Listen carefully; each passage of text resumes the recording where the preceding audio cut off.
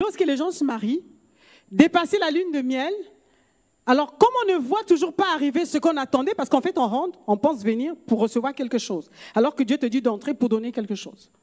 Quand tu arrives, tu veux recevoir. Quand tu ne vois rien venir à l'horizon, tu commences à te poser des questions. Mais en fait, est-ce que c'est la bonne personne?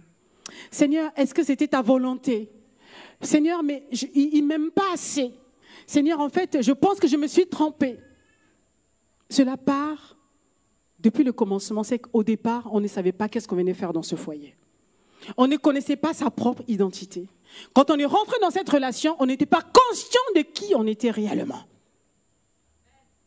Et du coup, l'ennemi vient avec différents types de pensées. Tu as vu? Il ne te dit même pas « je t'aime ». Il ne t'a même pas donné un petit nom. Tu as vu, hein? Il ne t'aime pas vraiment. Et tous ces mensonges de l'ennemi venus à notre conscience, on commence à accepter. Et cela commence à affecter le cœur de la femme. L'ennemi a menti. Amen. Amen. Tu es censé donner quelque chose à un homme. Amen. Tu viens dans la vie d'une personne pour lui donner quelque chose. Alors, je vais encore un peu plus loin. Vous allez remarquer Adam, quand il travaillait, il ne se plaignait pas. C'est vrai que son monde était fade, c'est vrai. C'était monotone, c'est vrai. Amen. Il faut reconnaître quand même. C'était fade, monotone, il n'y avait pas de couleur. Donc il était là, c'était la routine tous les jours. Mais au moins, il avait la paix. Amen. Il était tout seul, il avait la paix. Maintenant, tu rentres dans la vie de cet homme. Tu ne connais pas qui tu es. Et tu viens le fatiguer. Mais tu ne m'aimes pas assez. Tous les jours, tu donne-moi ci, donne-moi ça. Tu commences à le fatiguer, dis, mais quand j'étais seule là, j'étais calme. Tu commences à le disputer. Des querelles tous les jours. Vous voyez un peu? Au lieu de ramener le bonheur, qu'est-ce que tu commences à ramener? Le malheur. Cet homme commence à poser la question, est-ce que c'était une bonne idée pour moi de me marier? Vous voyez? Et c'est ce que le diable veut voir dans les vies des femmes. Et j'ai parcouru le monde, c'est le même schéma de pensée. Quand vous parlez aux femmes, ce qui revient souvent, je parlais encore avec ma coiffeuse il y a 3 jours, elle me disait, mais vous avez combien de temps de mariage? J'ai dit que cette année, on rentre dans notre 20e année de mariage. Il me dit, waouh, oui, acclame le Seigneur pour moi, amen. Et en fait, le peu de temps qu'il était là, il voyait comment je parlais avec mon mari, comment j'étais attentionnée. Il dit, mais c'est merveilleux, ça donne envie de se marier.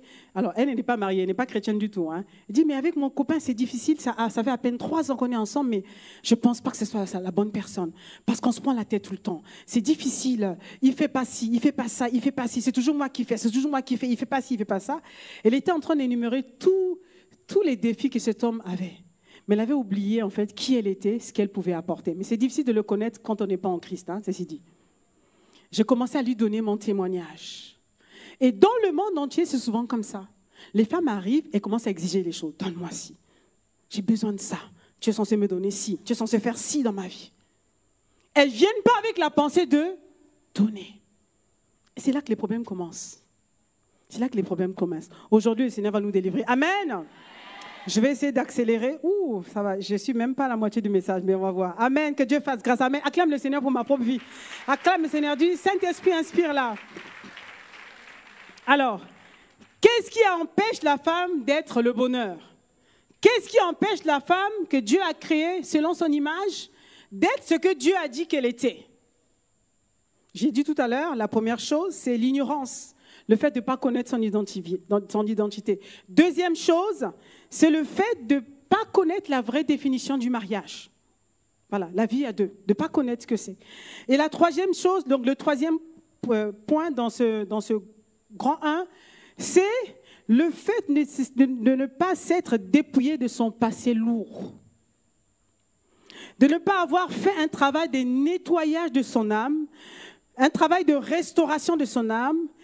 Fais en sorte que Dieu ne peut pas déverser en toi le bonheur. Quand Dieu veut venir mettre le bonheur dans ton cœur, dans ta vie, si ton âme était chargée avant, que tu n'as pas fait ce travail de nettoyage de ton âme, tu n'as pas enlevé les anciens bagages de ta vie, Dieu ne pourra pas mettre. Donc du coup, tu ne pourras pas recevoir le bonheur que Dieu est censé mettre dans ta vie. Ça, c'est souvent un cas de figure qu'on rencontre beaucoup. La femme a du mal à manifester le bonheur parce que ce n'est pas que Dieu ne donne pas le bonheur. Dieu est sur le point de donner parce qu'il a dit c'est ce que tu es. Mais tu es tellement chargé d'autres choses. Les choses du passé, les trahisons du passé, les blessures, les abandons, les rejets.